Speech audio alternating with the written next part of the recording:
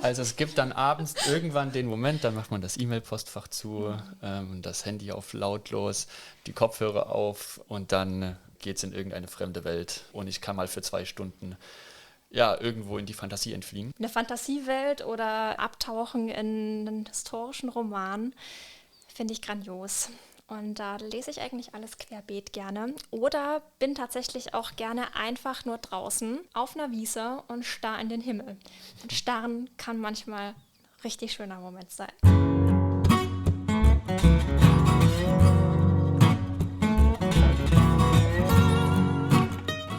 Intermezzo, der Talk mit Menschen wie du und ich aus der Südpfalz.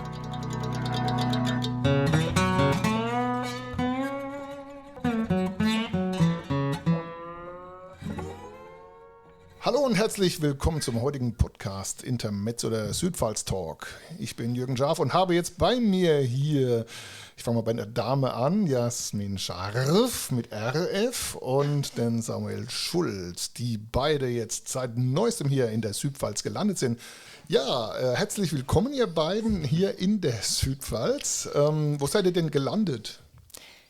Aktuell sind wir in Kandel gelandet. Da haben wir jetzt vor kurzem in den letzten Tagen unsere Wohnung bezogen.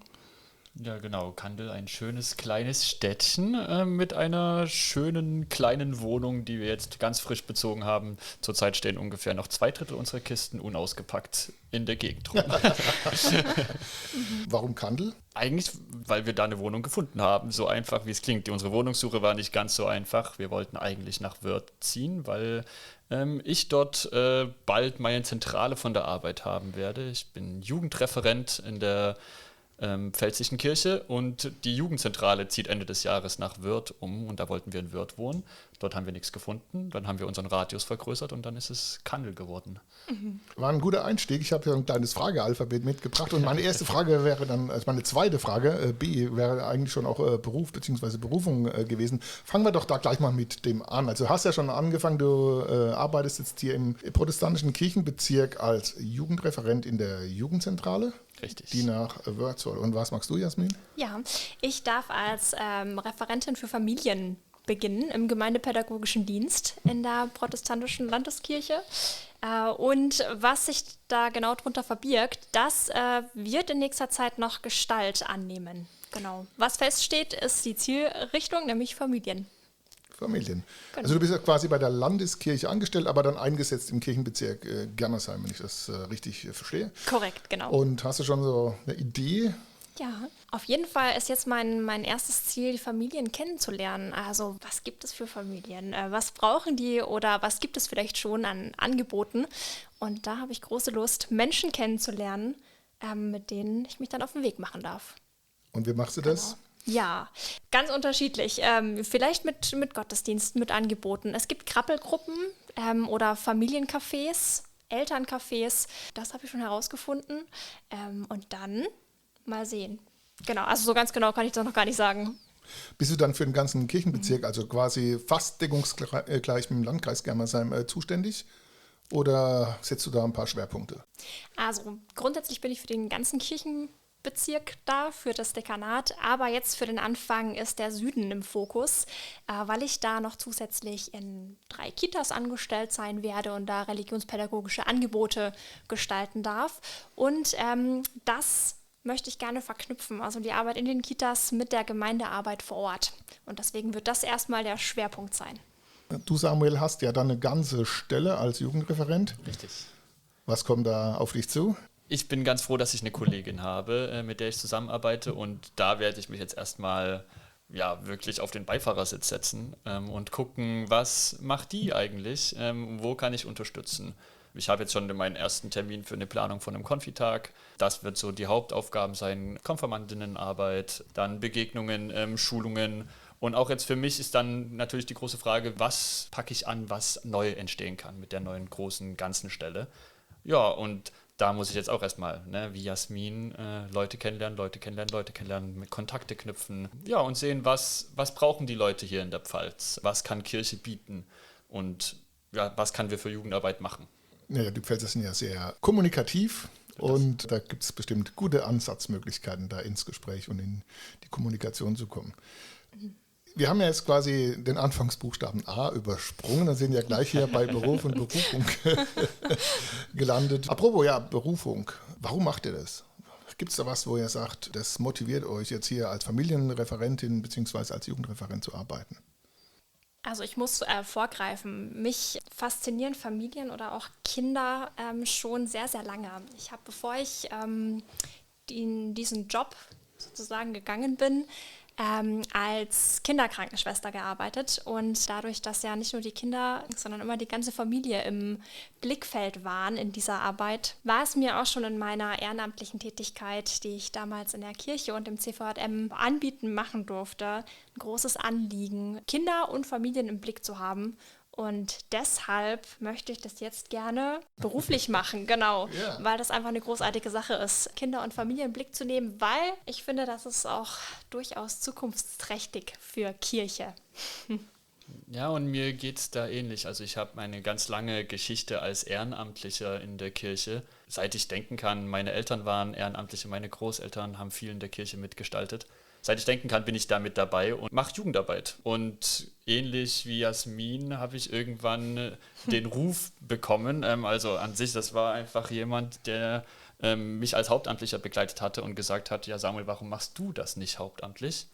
Und dann habe ich drüber nachgedacht, habe mich für eine Ausbildung entschieden und genau, mache das jetzt beruflich, was ich früher ehrenamtlich gemacht habe, weil es mir wichtig ist, Jugendliche mit Kirche, mit Glauben, mit Gott in Begegnung zu bringen und denen zu zeigen, was für ein Mehrwert da drin stecken kann, an Hoffnung fürs Leben, an Gemeinschaft, die man untereinander pflegen kann. Ja, da freue ich mich drauf. Also quasi aus dem Hobby oder einer Berufung einen Beruf gemacht. Ist ja prima, das ist doch eine gute Motivation, oder? Ich habe ja den Buchstaben A übersprungen. A wie Aussehen oder Allgemeines. Wie würdet ihr euch denn gegenseitig beschreiben? Wir haben ja hier quasi ein Hörprogramm. Wir hören und sehen leider nichts. Wie würdest du denn, Jasmin, den Samuel beschreiben? Was für ein Privileg, anfangen zu dürfen. Ladies first. Wie würde ich Samuel beschreiben? Samuel ist ein recht großer Typ. Nein, er ist sehr groß. Natürlich grundsätzlich, jetzt muss ich sagen, oder nein, möchte ich sagen, gut aussehend. Wir sind übrigens ein Paar, deswegen sagt das, sie ja, das. Also Das müssen kam wir bisher aufpassen, noch was ihr nicht gesagt vor. das stimmt. Das ist jetzt sozusagen auch geklärt. Okay, wir waren bei gut aussehen. Bei gut aussehend, genau. Ich weiß deine genaue Größe gar nicht. Ich glaube so circa 1,80. Wenn ich mich noch höher, 1,85 oder so. Okay, gut. Sehr fröhlich im Auftreten. Fröhlich, aber auch mit... Okay, kann Samuel anfangen? Wir leiten quasi schon direkt zu C wie Charakter über. Ja? Oder- Dann kannst du ja, ja mal kurz genau. überlegen, okay, wie würdest Ja, du denn Jasmin machen wir so. beschreiben? Vom Aussehen her, ach, das ist gar nicht so einfach. Also ich muss auch sagen, ne, wunderhübsch. Ich muss sagen, vom Kleidungsstil eher gedeckte Farben, eher weniger Schmuck als mehr. Immer ein Lächeln auf der Lippe und zwar so ein verschmitztes, was so zu einer Seite rübergeht. Ja. Und was ist eure, ich sage jetzt mal, Lieblingskleidung? Also ich meine jetzt vom Stil her, also eher leger oder eher casual oder mehr so Business. Wie würdet ihr, was ist eure Präferenz für euch selbst? Also für mich selbst würde ich, glaube ich, eher sagen casual. Also es sollte gemütlich sein, aber auch so ein bisschen schick tatsächlich. Und gedeckt. Knallige Farben sind toll, aber die gucke ich mir eher lieber an, als dass ich sie trage. Also bei dem Wetter gerade, eigentlich kurze Hosen. Heute habe ich lange Hosen an, weil ich weiß auch nicht so genau warum, weil ich vor uns noch eine Besprechung mit dem Chef hatte. Ein It-Piece darf man, glaube ich, nicht vergessen, das sind Chucks. Chucks, ja. Aha. Eher Die gehören locker dazu. Genau. als zugeknöpft. Ja, das war jetzt mehr das Aussehen, aber du hast ja schon, Jasmin, angefangen mit Charakter, Mit mit dem einer kleinen Charakter. Charakterstudie sozusagen von Samuel. Ja. Aber da du ja schon angefangen hast, lassen wir Samuel jetzt einfach mal weitermachen. Wie würdest du denn den Charakter von Jasmin beschreiben? Jasmin ist eine sehr fröhliche, sehr offene und sehr menschenzugewandte Person. Also es geht ihr wirklich immer darum, in Begegnungen ganz bei der Person zu sein, die gerade vor ihr sitzt. Ob das Kinder sind, ob das Erwachsene sind, ob das Leute sind, mit denen sie noch gar nichts angefangen hatte. Einfach, sie wendet sich voll zu ihnen hin und dann kann sie super zuhören, dann kann sie sich merken, was in diesen Interaktionen passiert ist und das wieder aufgreifen. Da ist sie richtig gut drin. Jasmin, da erzähle ich vielleicht ein bisschen zu sehr aus dem Nähkästchen. Wir sind gespannt. Die ist eine ordentliche Person. In fast allen Belangen, bis auf in der Küche. Da muss ich immer nachräumen. Also es sieht überall picobello aus. Jedes Kabel und jede Sache wird irgendwo schnell weggeräumt, sobald es benutzt worden ist. Aber so ein Löffel, den wirft man einfach in die Spüle. Ist auch ein Aufräumort, ne? So, jetzt hast du die Möglichkeit, dich zu revanchieren hier. Ja, ach, es gibt gar nichts zu revanchieren, höchstens im positiven Sinne. Also, Samuel ist ein sehr zugewandter Mensch, der auch das Gespräch sucht in einer Offenheit. Und man darf meistens auch sehr, wenn man dann mit ihm im Gespräch ist, viel von gesellschaftlichen Themen und Politik, das darf meistens nicht fehlen. Und das schätze ich auch sehr an ihm, weil er es schafft, irgendwie immer also wenn man mit ihm im Gespräch ist, geht es in die persönliche Tiefe, aber dann auch in die Welt, in so eine Offenheit. Und das schätze ich sehr, weil er gesprächsbereit ist, sich Meinungen anhört und da versucht, im Dialog zu sein. Und das finde ich grandios. Und ich mag seinen Humor und sein Lächeln, seine Art. Genau, wie er auch mit Menschen unterwegs ist. Er ist suchend. Er pflegt Kontakte. Das muss ich mir immer ein großes Beispiel nehmen. Das finde ich bewundernswert. Genau. Und er versucht immer auf dem aktuellen Stand zu sein. In der Zeit. Das ist grandios. Wir leben ja in einer digitalen Welt.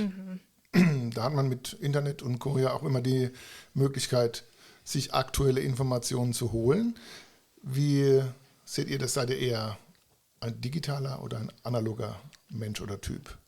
Also ich bin eigentlich ganz klar digital. Also morgens beim Frühstück ist bei mir die Tagesschau-App offen und dann kriege ich darüber. Die letzten 3 Jahre habe ich aber in meiner Ausbildungsstätte viel Zeitung gelesen morgens, weil die kam halt jeden Tag. Das war analog. Überlegen wir gerade noch, ob ich das wieder einführe. Also ob wir ein Abonnement machen hier von der Zeitung. Ich weiß nicht genau, da müssen wir dann musst du mir sagen, Jürgen, was für eine Zeitung liest man hauptsächlich dann? Die Rheinpfalz, ja. Rheinpfalz. Ja, vielleicht müssen wir dafür mal noch ein Abo abschließen, damit das morgens dann die analoge Nachrichtenquelle ist, über das, was ja auch wirklich hier vor Ort passiert und nicht nur in der großen Weite. Und von der Arbeitsweise her? Oh, digital. Alles digital. Und du, Jasmin? Ich würde mich als Mischtyp bezeichnen. Also Digilog, genau. Ja, das passt eigentlich ganz gut. Meine bisherige Arbeitsweise war tatsächlich eher analog. Also ich liebe es zu schreiben und habe deshalb auch noch einen analogen Kalender. Nur jetzt, da wir zu zweit unterwegs sind, dominiert das Digitale. Und ich bin gespannt, mich da auf den Weg zu machen, weil es ist mir nicht fremd. Also ich arbeite auch gern digital, aber ich muss mich halt jetzt umorganisieren, ne? Genau. Ja, von daher. Und das Gute an so einem digitalen Kalender ist ja, ich sehe, wenn sie einen neuen Termin eingetragen hat und umgedreht. Sonst müsste man immer abends einen Vergleich von den Papierkalendern machen. Das stimmt. Genau. Apropos abends und Löffel abgeben bzw. in die Spüle legen, komme ich mal zu meinem nächsten Thema. Wie Essen. Was esst ihr denn gerne oder kocht ihr selber? Geht ihr lieber essen? Wie ist es dann so mit dem Essen bei euch? Also, ich würde jetzt mal sagen, wir kochen selber sehr gerne. Vegetarisch. Samuel wird da bestimmt gleich später noch was zu erzählen. Ich versuche vegetarisch zu kochen, mich zu ernähren. Das gelingt mir mal weniger, weil ich komme ursprünglich aus Franken und in Franken gibt es unglaublich leckere Wurst. Auch noch von einem Landmetzger. Gelbe Wurst oder was? Gelbe Wurst, genau, und Hartwurst. Naja, ich kann mein Herz noch nicht ganz so von lösen, aber ich bin dran, also weil es mir auch einfach ein Anliegen ist. Genau, von daher überwiegend vegetarisch, aber wenn es eine gute Wurst zu Hause bei den Eltern gibt, kann Gibt's ich nicht eine Nein Ausnahme? sagen. Ja. Also ich hoffe, das kommt nicht so rüber, als würde ich versuchen, das so Nein. zu überzustülpen, dass sie jetzt vegetarisch essen muss. Ich esse seit 4 Jahren vegetarisch. Ich habe mal zu einer Fastenzeit Fleisch gefastet. Vor Ostern, diese Zeit, wo man ab und zu mal was weglässt. Diese 7 Wochen ohne. Genau, richtig. Ich habe ohne Fleisch gelebt und habe gemerkt, das fällt mir gar nicht so schwer. Und habe einfach weitergemacht. Also quasi faste ich seit 4 Jahren Fleisch. Und auch, also ich bin da nicht so penibel, wenn ich bei meiner Oma bin und da ist Fleisch mit in der Nudelsoße, dann fange ich jetzt nicht an, die Sachen da rauszulesen. Bei Hackfleisch auch eine Ja, ja. wahnsinns diffizile Angelegenheit. Richtig, richtig. Nee, mir ist es lieber, ja, ein bisschen darauf zu achten, womit ernährt man sich. Und ich finde, Fleisch gerade ist so eine Sache, die auch ja so unglaublich klimaschädlich ist. Deswegen achte ich darauf, kein Fleisch zu essen. Vegan geht nicht, ohne Käse kann ich nicht leben. Hast du ein Lieblingsessen? Ja, Kartoffeln, Spiegeleier und Spinat. Ganz einfach, aber super lecker. Und bei dir? Mit dem Einfach kann ich mich anschließen. Kartoffeln und Quark. Das gab es immer bei meiner Oma und ich habe sehr viel Zeit bei meiner Oma verbracht und Das steckt jetzt noch so drin. genau, das steckt im Blut. Ich mache mal weiter. FW Filmtipp. Gibt es einen Film, der euch irgendwie in Erinnerung geblieben ist, wo er sagt, das ist ein spezieller Film, den können wir empfehlen. Also den muss man mal gesehen haben. Also vor kurzem geguckt haben wir, wie heißt das, Knives Out. Wie heißt der auf Deutsch? Das weiß ich nicht. Sagt mir jetzt nichts gerade. Das ist so eine Comedy, das war dieser Comedy-Krimi mit Daniel Craig. Messer raus, oder was? Messer raus, ja. Das, Das hieß anders, ja, genau, stimmt. ein Mord in einem Herrenhaus und die ganze Familie streitet sich um das Erbe. Der war lustig, der war spannend. Und da gibt es auch noch einen zweiten Teil, den haben wir danach direkt geguckt. Die kann ich empfehlen. Die sind schön. Die haben Spaß gemacht. Also ich muss gestehen, ich kann mir weder bei Filmen noch bei Musik Titel, also ich merke mir die nicht. Von daher ist es schwierig, da jetzt einen Titel für mich zu nennen. Ist ja eine Filmszene in Erinnerung, wo du sagst, die Filmszene. hat bei mir nachgewirkt. Also ich würde ja jetzt mal, auch wenn du es nicht getan hast, Samu, Herr der Ringe ins Spiel bringen. Ah. Ich finde das... Das war dann für Elvi Literaturtipp. ja, das Ja. kommt da vielleicht nochmal. Aber tatsächlich, die Filme von Herr der Ringe sind schon... Monumental. Ja, sehr monumental, ja, doch. Ja, ich mache mal weiter. Auf jeden Fall. Wie die Gretchenfrage. Wie hieß es doch bei Goethe? Wie hältst du es mit der Religion? Wie halte ich es mit der Religion? Also, ich würde jetzt Religion einmal sozusagen hineinzoomen in mein Leben, weil es für mich sehr persönlich einen Umbruch gab, sozusagen. Also, ich bin nicht christlich sozialisiert aufgewachsen. Ich habe sozusagen die Taufe und Konfirmation aus Tradition machen dürfen. Und da bin ich jetzt meinen Eltern im Rückblick unglaublich dankbar.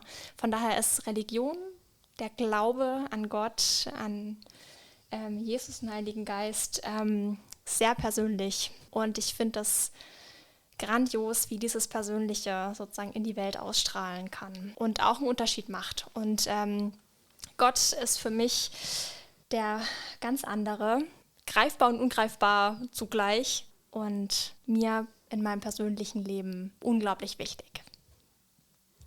Ja, ich habe es vorhin schon mal kurz bei Berufungen gesagt. Meine Eltern und Großeltern waren schon immer ehrenamtlich in Kirche aktiv und ich bin mit der Muttermilch reingewachsen, aufgezogen worden in Kirche und Gemeinde.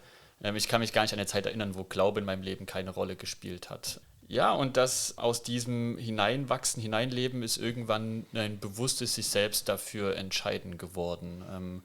Mit meiner Teenie-Zeit vor allem, wo ich viel von anderen Leuten, mit anderen Gleichaltrigen zusammen war und wir versucht haben herauszufinden, ja, was hat es jetzt mit diesem Glauben auf sich? Ist das bloß was unsere Eltern uns mitgegeben haben oder was Persönliches für mich? Und da habe ich für mich festgestellt, ja, ich will Glaube für mich leben und Spiritualität für mich erleben. Mit Gebet, mit auf Freizeiten gemeinsames Unterwegssein. Und ja, für mich ist Gott, ich nehme das mal von Jasmin auf, für mich ist Gott einer, der Mensch geworden ist für mich, um mir zu begegnen. Und der nicht bloß der ganz andere geblieben ist, weit draußen und weit weg und irgendwie so der alte Mann mit langem Bart, sondern ja, der als Mensch auf die Erde gekommen ist, um ja, begegnbar zu werden, anfassbar für mich. Und ja, von diesem Gott will ich erzählen, weil ich glaube, dass Leben mit ihm ja einen Mehrwert hat, der Trost, Hoffnung, Freude spenden kann.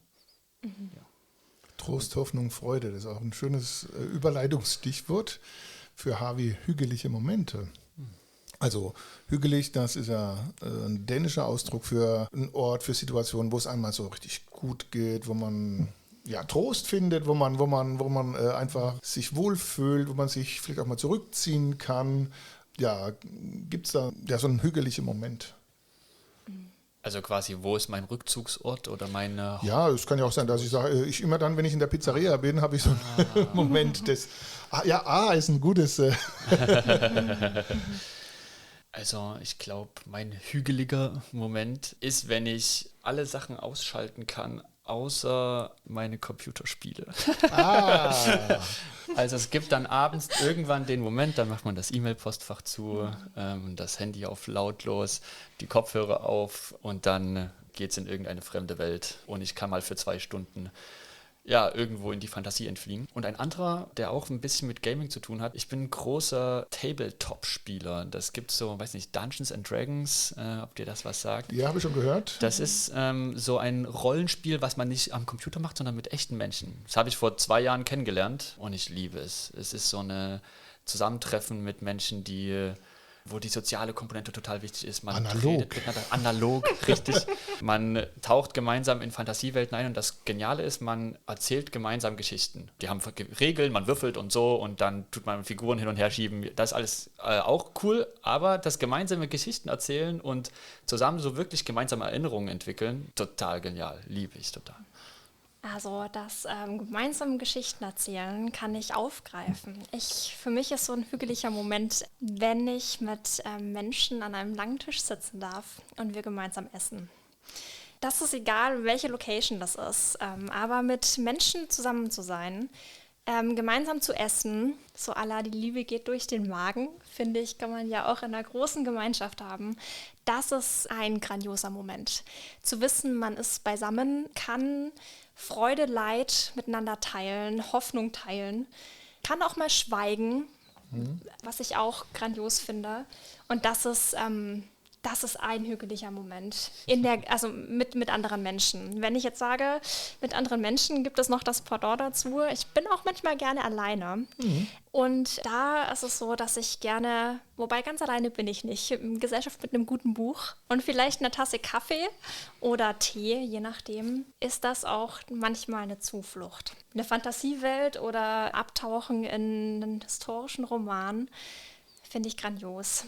Und da lese ich eigentlich alles querbeet gerne. Oder bin tatsächlich auch gerne einfach nur draußen auf einer Wiese und starr in den Himmel. Und starren kann manchmal ein richtig schöner Moment sein. Ja, das hast du schön gesagt. Wir sind jetzt quasi schon mitten beim Literaturtipp gelandet.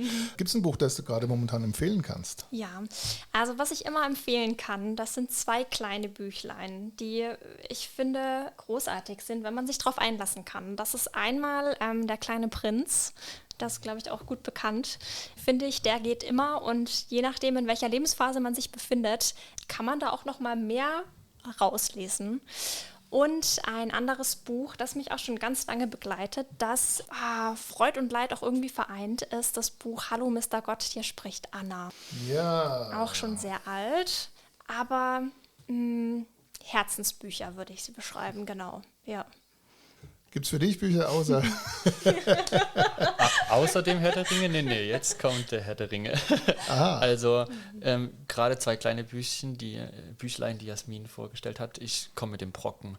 Der Herr der Ringe ist ein Meisterwerk sondersgleichen der Weltliteratur. Eine Geschichte, wie ein kleiner Hobbit die Welt verändert, zusammen mit seinen Freunden durch alle Höhen und Tiefen geht, Gefahren bestreitet, begleitet von der epischen Szenerie und großen Kämpfen, die aber gar nicht dazu beitragen, dass am Ende das Gute gewinnt, sondern das Gute gewinnt, weil ein kleiner Mann, Samwise Gamgee, die Kraft hat, Frodo den Schicksalsberg hochzutragen und den Mut hat, an seiner Seite zu bleiben. Und dieses Buch, ich habe es früher einmal im Jahr gelesen, mittlerweile nicht mehr, aber es ist ein Buch, was mich seit meiner Teenie-Zeit begleitet. Und die Inhalte, die Geschichte, die wahnsinnig gut beschriebenen Natur ringsrum, das begeistert mich. Ja. Ja, Herr der Ringe. Ich bleibe jetzt mal in herrschaftlichen Gefilden. Wenn du König von Deutschland wärst oder wenn du Königin von Deutschland wärst, was würdest du denn gerne tun wollen oder bestimmen wollen oder ändern wollen? Soll ich jetzt politisch werden? Uiuiui. Wahrscheinlich erstmal die Schuldenbremse aufheben. Das ist gar nicht so leicht. Ich finde, relativ viel läuft gar nicht so schlecht in Deutschland. Aber ich finde, wir haben Luft nach oben in vielen Sachen, die soziale Versorgung angeht. Und meiner Meinung nach ist viel dadurch gehindert, dass wir keine Investitionen tätigen und Wirtschaft nur darauf auslegen, dass Wachstum gibt. Und das ist ja jetzt gerade die große Diskussion. Der neue Haushalt wird gerade entwickelt in der Bundesregierung. Da denke ich mir, warum darf man nicht investieren in Familien, in Schulen, in alles mögliche Gesellschaftliche? Warum muss man jetzt wieder nur einen Wirtschaftsstrom oder so Geld reinstecken? Ja, ich glaube, diese Verankerung, dass die Schuldenbremse im Grundgesetz steht, das würde ich, glaube ich, ändern. Ich kann total mitgehen, was Samuel gerade gesagt hat. Für mich ist tatsächlich Bildung nochmal ein ganz, ganz großer Punkt, weil ich es selbst auch mitbekommen habe, was es heißt, wenn man nochmal mehr investieren muss, um eine entsprechende Bildung zu erfahren. Und das wäre ein Punkt, den ich gerne ändern würde. Bildung, also sei es Schulbildung, Kita, kostenlos. Ja, also dass wirklich bei jeder und jedem zugänglich ist. Ja, und zwar unabhängig von Alter, Geschlecht, sozialen Bildungs- oder sozialen Stand. Ja. Dann zumindest mal willkommen in Rheinland-Pfalz, weil da ist ja zumindest, ich glaube ab dem 3. Lebensjahr sind die Kita-Beiträge frei, wenn es nicht schon geändert ist. Genau. Apropos, ihr seid ja neu in der Pfalz sozusagen. Wo seid ihr denn ursprünglich her? Du hast ja schon erzählt, du kommst aus Franken ursprünglich. Genau. Wir erinnern uns an die Wurst. Wo bist du denn her, Samuel? Ich bin gebürtiger Chemnitzer, das ist eine Großstadt in Sachsen. Ja. Und bist dann über Umwege in die Pfalz gekommen? Oh ja, das waren doch ein paar Umwege. Also ich war, Chemnitz geboren, groß geworden, aufgewachsen, bis ich 20 war, 19. Und bin dann nach Heidelberg gegangen zum Geschichte studieren. Ja, der Ringe lässt grüßen. Ja, richtig. Genau. Deswegen fällt es mir vielleicht auch so leicht, das zu lesen. Manche finden es ja wohl schwierig. Aber habe dort 8 Jahre, war ich in Heidelberg, habe Geschichte studiert, habe gearbeitet, nicht nur als Historiker, sondern auch bei der Deutschen Post, weil irgendwann muss man das Geld ja auch verdienen. Und dann war dort in Heidelberg dann irgendwann die Entscheidung getroffen, mich nochmal als Hauptamtlicher ausbilden zu lassen. Und dann bin ich nach Wuppertal an die Evangelistenschule Johanneum. Und dort habe ich dann Jasmin kennengelernt. Dort sind wir zusammengekommen. Und dann nach 3 Jahren Ausbildung ging es in die Pfalz. Genau, und nicht mal weit weg von der französischen Grenze, ne? Genau. Richtig. Und gerade Kandel ist ja wirklich sehr dicht dran. Ich mache mal weiter mit M wie Musik. Gibt es denn irgendein Musikstück oder eine Musikrichtung, wo er sagt, so, ja, das ist meins? Also ich würde mich da, glaube ich, als, kein Auffangbecken oder eher als größeres Gefäß betiteln. Ich höre tatsächlich gerne querbeet. Also ich habe nicht die Musikrichtung, wobei mir tatsächlich, doch so ein bisschen Rock-Metal mehr zusagt als vielleicht eine andere Richtung. Genau, aber das ist tatsächlich voll abhängig, wie es mir gerade geht. Und dann wird auch mal, vielleicht so... Okay, ich möchte mich jetzt, glaube ich, nicht outen. Nein, keine Volksmusik, das nicht, aber weiß ich nicht, mal so Pop manchmal auch tatsächlich ein Schlager, das ist aber dann eher so als Erinnerung an meine Oma beispielsweise, aber das ist jetzt auch nicht durchgängig. Genau. Völlig wild. Meine Devise ist meistens, es muss eine Gitarre dabei sein. Also das so von Pop bis Rock bis härteres, so Metal. Ich habe früher viel Emo-Chor gehört. Das waren auch noch ganz wilde Zeiten. Aber ich bin ganz froh, weil mit Jasmin überschneiden sich unsere Musikgeschmäcker so ein bisschen. Wir waren vor einem Jahr auf einem Festival, so ein kleines Indie-Rock-Festival bei mir in der Heimat. Und dort, wenn man einfach zusammen auf ein Punk-Konzert gehen kann, ist das viel wert. Oh ja. Und also wir sind da relativ ähnlich, dass wir viele Sachen gern hören und es darf ruhig ein bisschen Energie dabei sein. Kannst du selbst auch ein Instrument spielen? Ja, ich spiele Gitarre, so dass es für einen Garten reicht, sage ich immer. Fürs Lagerfeuer. Fürs Lagerfeuer, genau. Also selber beigebracht. Und ich hatte mal 5 Jahre Klavierunterricht. Das müsste ich aber alles wieder auffrischen. Aber Gitarre geht ganz gut. Gitarre muss ja immer dabei sein, wie du gesagt hast. Ja, richtig. Spielst du ein Instrument? Flöte, also Sopran- und Tenorflöte. Genau, das auch schon ganz lang, seit meinem 10. Lebensjahr, glaube ich. Nee, 8. Lebensjahr, seit meinem 8. Lebensjahr, genau. Mal mehr, mal weniger. In manchen Kreisen haben ja Flöten auch ein bisschen, Ja gut, es kommt ja immer auf den Einsatz drauf an. Ne? Ja, also und manchmal gibt es ja echt ganz heiße Kombinationen, wo dann so eine Flöte zum Einsatz kommt, wo ich dann immer denke, so, aha. so kann es auch Ja, gehen, ne? Genau. Ja. N wie Natur. Ist das wichtig für euch? Gibt es einen Lieblingsort oder vielleicht auch eine Lieblingspflanze? Oder? In allem ja. Ich liebe die Natur. Ich bin sehr, sehr gerne draußen. Also dann ist es auch egal wo, ob am Wasser oder in den Bergen. Hauptsache raus und der Wind weht einem um die Nase oder mir um die Nase. Und ich liebe Sonnenblumen. Ich liebe sie sehr, ja. Das können wir uns ja mal merken. Vielleicht gibt es ja mal irgendwann einen Anlass. Ja, aber in Kannel gibt es ja, glaube ich, einige Sonnenblumenfelder, oder? Schon entdeckt? 2. Also 2, immerhin. Beifährt an der Straße, ja, doch. Ja, ne? Und ihr seid ja da auch relativ naturnah. Das ist sehr schön. Also eigentlich ganz nett, weil von unserer Wohnung, wir brauchen gar nicht lang. 3 Minuten, bis wir aus dem Städtchen raus sind und ein bisschen durch die Felder laufen können. Ja, doch, das ist schon ein Stück Lebensqualität, wenn man raus ins Grüne gehen kann. Gerade gestern nach so einem Arbeitstag im Homeoffice dann einfach mal kurz abzuschalten. Gut, ich mache mal weiter mit Oh mein Gott. Gab es irgendwelche, oder gibt es was, wo er sagt, das ist jetzt aber komisch oder das schockiert mich oder das finde ich jetzt very strange sozusagen? Oh, was nervig war. Wir waren, wenn man eine Wohnung neu einrichtet, fährt man zum Ikea. Ja, ich war 3-mal beim Ikea, weil jedes Mal so eine Front von unseren Schubfächern kaputt war. Also wir sind nach Hause gekommen, haben das Ding ausgepackt, kaputt. Okay, tausche ich morgen um, ich muss durch die Gegend fahren. So, hingefahren, umgetauscht, wir haben gleich noch einen neuen Schrank gekauft, so machen die bei Ikea wahrscheinlich ihren Umsatz. So, und dann komme ich wieder zurück und wieder ist eine von diesen Schubfächern kaputt. Und dann sind wir noch ein 3. Mal gefahren. Ja, mittlerweile, also den Weg zum Ikea und zurück schaffe ich ohne Navi. Von Kandel fährt man eher nach Karlsruhe, oder? Ja, nach Karlsruhe. Okay. Frei nach dem Motto, schraubst du noch oder lebst du schon? Ja, richtig. Ja.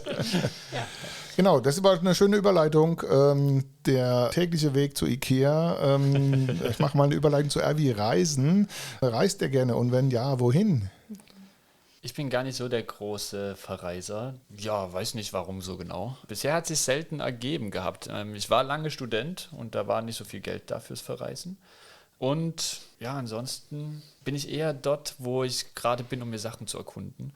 Aber wenn ich verreise, dann in irgendwelche Städte, um mir Städte anzusehen. Also ich bin jetzt nicht so der typische Berg- oder Meertyp, danke, sondern der letzte Urlaub mit Jasmin, wir waren in Berlin, nicht wahr? Ja, genau. Haben uns Museen gegönnt und die Stadt angeguckt und Freundinnen und Freunde besucht. Das ist auch tatsächlich eine Gemeinsamkeit, die uns noch verbindet.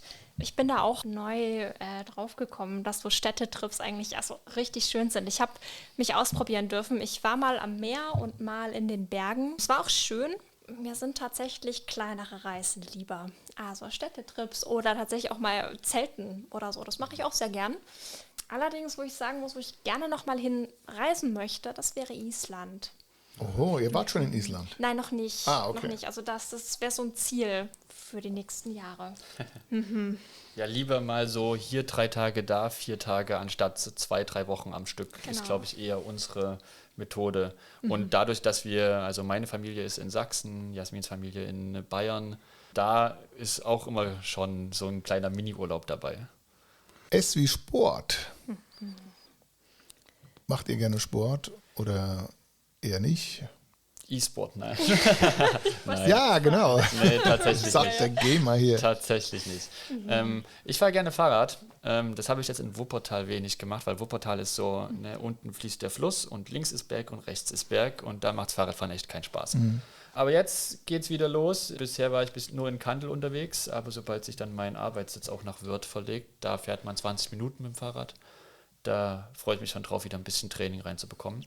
Und Jasmin und ich haben überlegt, ob wir einen Tanzkurs anfangen. Und wenn ich das jetzt hier so öffentlich sage, dann müssen wir es wahrscheinlich sogar wirklich machen, weil ich kann nicht so wirklich gut tanzen.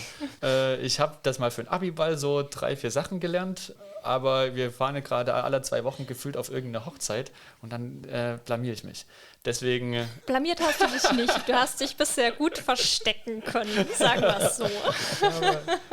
Deswegen mal sehen. Haben wir eigentlich den Plan, zusammen einen Tanzkurs zu machen und das auch als unseren Sport mit? Also das ist jetzt abgemacht, ne? Ja. Coole Idee. Wir haben es alle gehört. Alle gehört, genau. Wir fragen im halben Jahr nach, wie weit. gut. Ihr seid ja da auch wirklich zentral in Kandel. Da gibt es ja echt einige Angebote in der Umgebung. Ja. Ich glaube, Wörth gibt es, Karlsruhe, Germersheim, etc. pp. Habt ihr noch ein bisschen was zu entdecken? Ja, Ja, wir stimmt. sind gespannt, wie es dann klappt. Ne? Oh ja. Genau. Tee wie trinken. Essen hatten wir ja schon. Trinkt ihr auch gern vegetarisch? Nein.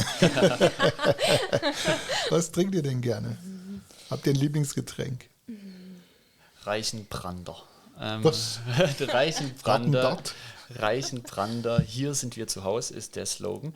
Das ist das Bier von meiner Heimat. Aha. Ich weiß, ich bin jetzt hier in der Weinregion. Bellheim gibt es eine große Brauerei. Na sehr gut.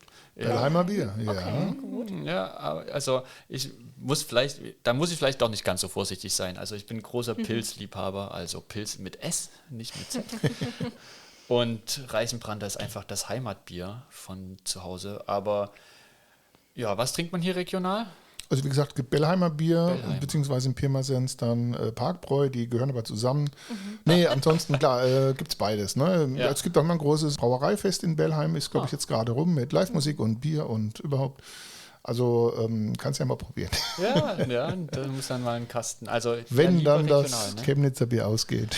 Ja, wird immer bloß von meinem Schwager mal eingeflogen, wenn die zu Besuch da sind. Ja, Ja, da freut man sich aber drauf, ja oder? richtig. Ja, was dann neben dem Reichenbrander nicht fehlen darf, ist auch ein Bier tatsächlich. Also Oberfranken, Bayern und Bier, das ja gehört zusammen. Kann man auch noch mal drüber sprechen, wie man Ich das glaube, die findet. hatten auch damals das erste Reinheitsgebot, oder? So ungefähr, genau. Genau.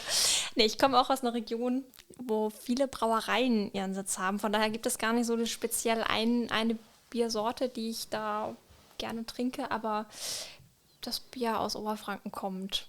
Das ist sehr lecker, doch. Und ansonsten, unalkoholisch bin ich tatsächlich gerne bei Säften dabei, jeglicher Art. Johannisbeerschorle ist gut, sehr lecker, genau.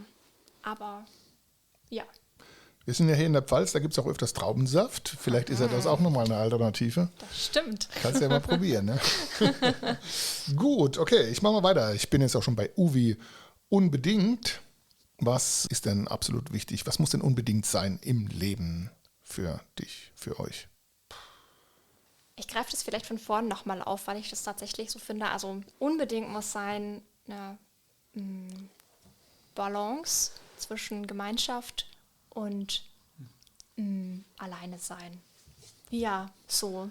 Also, ne, das ist einem mal mehr, mal weniger oder so. Es kommt immer drauf an, aber das finde ich, ja, das habe ich in meinem Leben schon festgestellt. Das ist beides unglaublich wichtig. Und das in Einklang zu bringen oder irgendwie auszutarieren, ja, das gehört dazu. Ja. Ja, Das schön. ist eine clevere Antwort, so Me-Time und andere Menschen-Time oder wie auch immer man sie nennen möchte. Me-Time, okay. Ja, Das würde ich doch, das finde ich auch. Was muss unbedingt sein?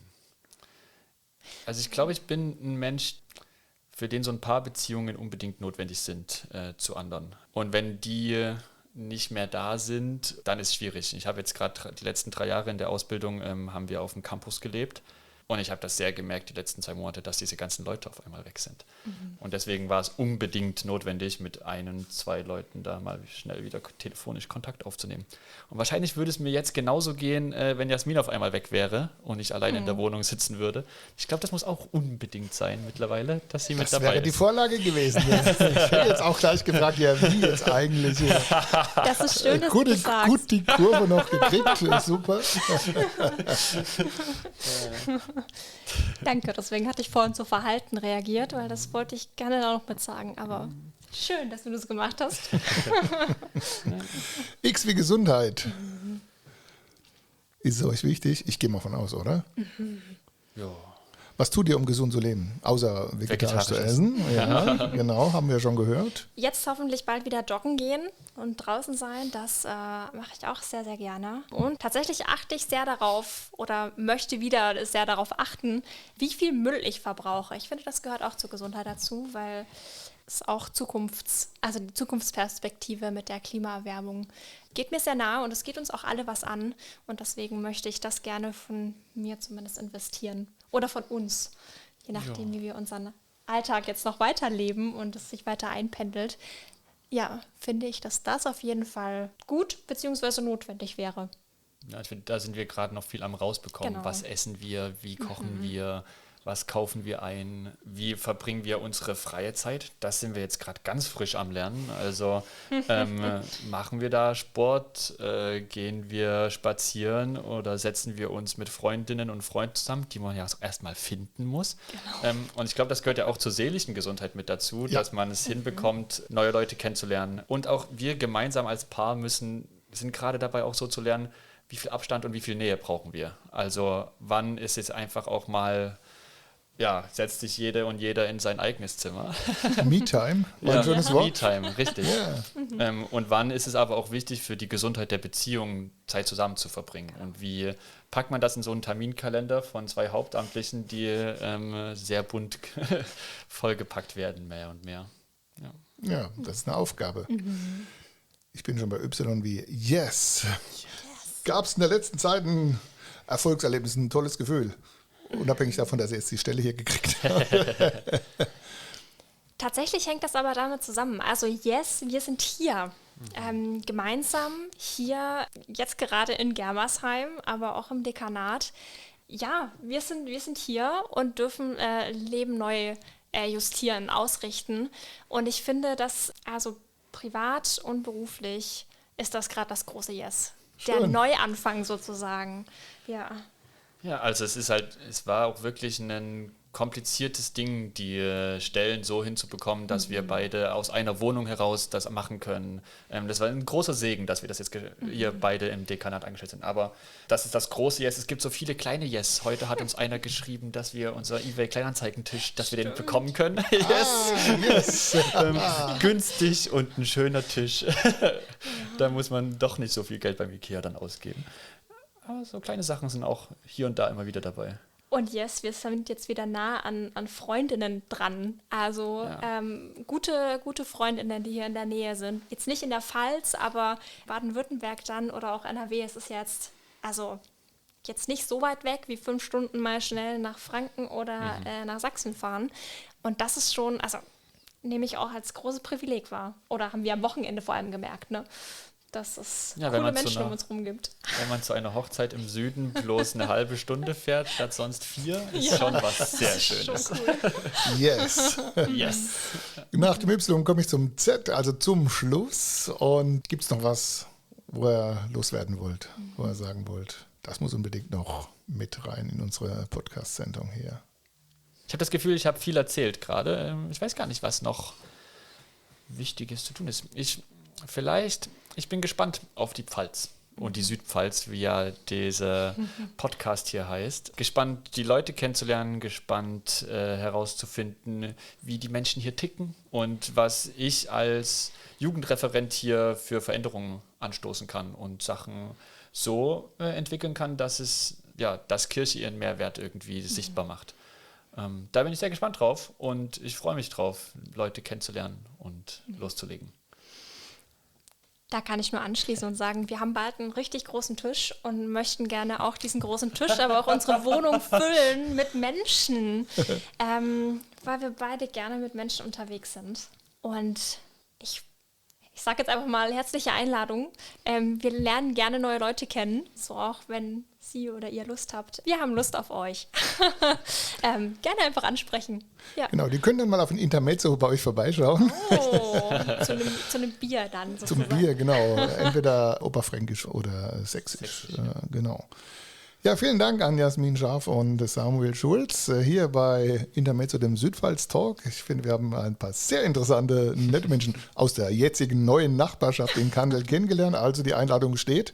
Haben wir alle gehört. Ich war Jürgen Scharf und sage Danke an euch und allen anderen Danke fürs Zuhören. Tschüss, bis zum nächsten Podcast.